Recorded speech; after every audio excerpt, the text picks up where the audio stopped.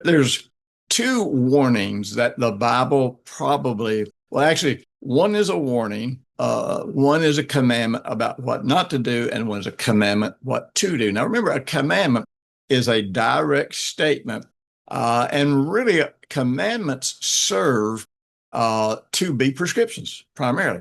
A prescription is something that prevents you from getting sick, but if you get sick, a prescription is something that will help you get well. And so most people look at the commandments as if they are not important, as if they mean nothing, as if they're just suggestions.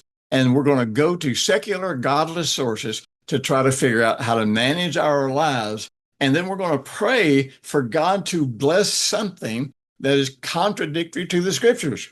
Man, you're talking about getting us confused. You're talking about never really being able to understand what's going on. By the way, I'm probably going to do a special post on this real soon, so be watching for it.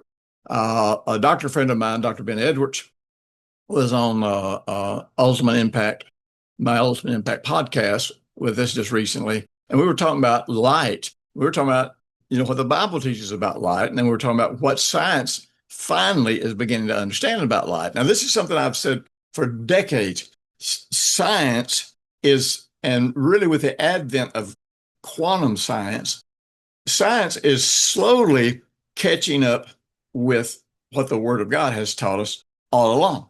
Now, that doesn't mean our every interpretation of the Word of God is correct. And so we've got to learn how to move past our opinions and get to what the Bible actually teaches. But it's really interesting that after all that we went through, and by the way, if you kept up with the House hearings on all this kind of stuff, there's a couple of things that I hope you know, and that is that 74% of the people that died during the COVID outbreak, according to statistics, 74% of the people that died because of the jab.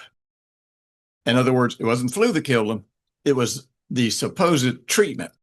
So because people didn't know the Word of God, people didn't even know the benefits that God promised us through this natural world that He created to sustain our life and sustain our health.